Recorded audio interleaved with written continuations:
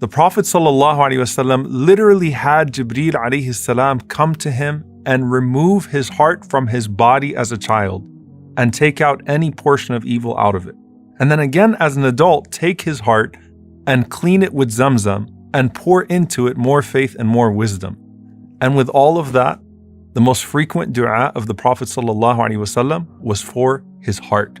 So what then for the rest of us? Our goal as believers is to purify from our hearts anything that contradicts the love of Allah subhanahu wa ta'ala. The more of your heart that Allah subhanahu wa ta'ala occupies, the more present your heart is going to be in dua. And the more you're going to find yourself constantly guided towards that which is pleasing to Allah subhanahu wa ta'ala. The more that you allow your heart to become full of your desires or distractions or grudges, the less capacity those hearts are going to have. And so when you think about the du'as that you make for your heart, when you look at the Quran, of the first du'as that we find is رَبَّنَا لَا تُزِغْ قُلُوبَنَا بَعْدَ إِذْ هَدَيْتَنَا. Oh Allah, do not let our hearts deviate after you have guided them. Why? Because we know that the Quran is guidance. But just because your heart finds guidance at one point doesn't mean that it's going to stay upon that guidance.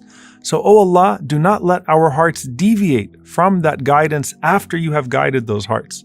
But then as it relates to others, we also find وَلَا تَجْعَلْ فِي قُلُوبِنَا غِلًّا لِلَّذِينَ آمَنُوا. And oh Allah, do not let there be hatred in our hearts towards the believers. So think about it this way. The first dua is in relation to Allah. The second dua is in relation to our brothers and sisters. The first one is about guidance. The second one is about making sure that our hearts don't become weighed down with grudges. Now think about this hadith from the Prophet ﷺ. Abdullah ibn Amr radiyallahu ta'ala anhuma, he narrates that the Prophet ﷺ was asked, Ayyun nasi afdal? Who is the best of people? So the Prophet ﷺ said, Kullu makhmum al-qalb saduq al-lisan. Everyone that has a pure heart and a truthful tongue. The Sahaba answered the Prophet ﷺ and they said, Ya Rasulullah, saduq al-lisan na'rifuhu. We know what a truthful tongue is. Fama makhmum al-qalb? But what is this pure heart that you're talking about? And he said, sallallahu alayhi wa sallam, huwa at-taqiyyu an-naqi, la ithma fihi, wala baghya, wala ghil, wala hasad. It is a heart that is pious and pure. It has no sin in it, no injustice, no malice, and no envy. And if you think about those du'as from the Quran, if your hearts do not deviate from the path of guidance, and if your hearts don't have hatred towards the believers, then you find your heart arriving at the station of being makhmum al-qalb, this pure heart that the Prophet ﷺ is talking about. Now, the greatest example of someone who was makhmum al-qalb and saduq al-lisan, had a pure heart and a truthful tongue, was none other than as-sadiq al-Ameen sallallahu alayhi wasallam, the honest and the trustworthy one. The Prophet ﷺ is always admired for the way he was able to forgive. And he was always admired for his truthfulness alayhi salatu wasalam, even by his enemies. And he didn't arrive at that station by accident. And that's why you find consistency with all of the people around him. That if you were to ask them, what was his most frequent dua? It was always a dua for the heart. Salama radiyallahu ta'ala anha was asked, O mother of the believers, what was the dua that you most frequently heard from our Messenger sallallahu alaihi wasallam? And she said the most frequent dua of the Prophet sallallahu alaihi wasallam was, Ya muqallibal qulub, thabbit qalbi alaydiinik. O turner of hearts, make my heart firm on your path. Think about it. The Prophet sallallahu alaihi wasallam, whose heart was already purified, whose heart was already washed, whose heart was filled with divine guidance, and his greatest concern was, keep it that way. Ya muqallibal qulub, thabbit qalbi alaydiinik. O turner of hearts, make my heart firm on your path. Anas ibn Malik radiyallahu ta'ala anhu was asked the same question, and he gave the same answer. He said that the Prophet sallallahu alaihi wasallam used to say, Ya muqallibal qulub, thabbit qalbi alaydiinik. O turner of hearts, make my heart firm on your path.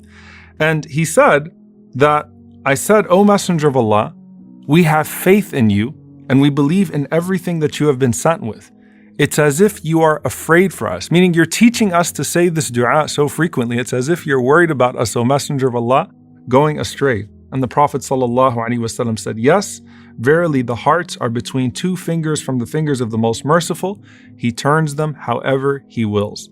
And Abdullah ibn Amr ibn al-As radiallahu ta'ala anhuma narrates the same thing from the Prophet sallallahu alaihi wasallam, but with a slight variation in the dua. He says that the Prophet sallallahu alaihi wasallam said, "Inna qulub bani Adama kullaha bayna isba'aini min asabi ar-Rahman ka qalbin wahid." That verily the hearts of all of the children of Adam are between two fingers of the fingers of the Most Merciful, as one heart. Imagine all of the hearts of all of humanity, all in the hands of Allah subhanahu wa ta'ala. And the Prophet sallallahu alaihi wasallam said, "Yusarrifuhu haythu yasha." That Allah subhanahu wa ta'ala turns those hearts as He sees fit. And then the Prophet sallallahu alaihi wasallam said, "Allahumma musarrif al-qulub, sarrif qulubana ala ta'atik." Allahumma musarrif al-qulub, sarrif qulubana ala ta'atik. O Allah, the turner of hearts, turn our hearts towards your obedience.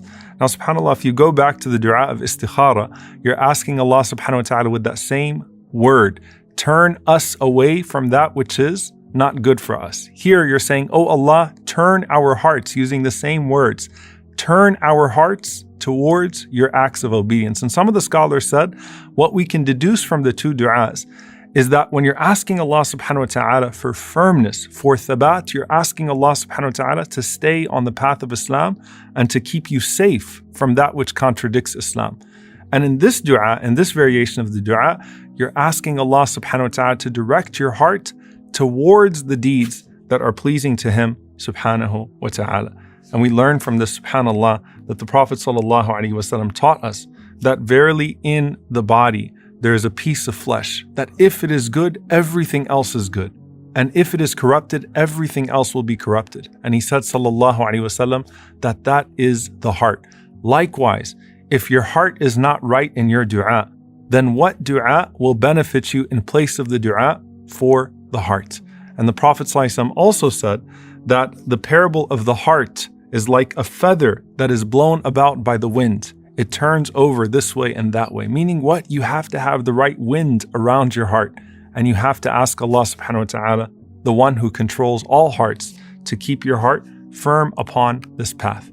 Now, by the way, subhanallah, one of the best ways that some of the ulama mentioned to keep your heart firm upon guidance is to be someone who is concerned with the guidance of others. And we find that our Messenger alayhis salatu wassalam was constantly making dua for Allah subhanahu wa ta'ala to guide others. Remember when Prevail radiallahu ta'ala anhu came to the Prophet sallallahu alaihi wasallam, and he was frustrated with his people of Daws, and he told the Prophet sallallahu alaihi wasallam to make dua against the people of Daws. And the Prophet sallallahu alaihi wasallam said, Allahumma hdi Dawsa, O Allah, guide Daws, wa'ti bihim, and bring them to me.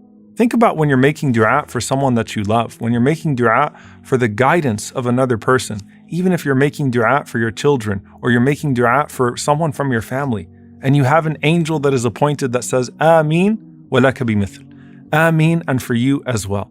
It may be that your concern with the guidance of others that is born out of your reverence for guidance itself, and the concern that you have for your heart that allows for your heart to have empathy for others and want them to be spared in the hereafter, is the reason why Allah subhanahu wa ta'ala keeps your heart firm upon this path. And so just as Allah subhanahu wa ta'ala can direct our hearts to each other in so many different ways, one of the best ways that we can build that bond with one another is to make dua that Allah subhanahu wa ta'ala guide our hearts collectively so that our hearts are constantly directed towards Him, and in the process, directed towards each other.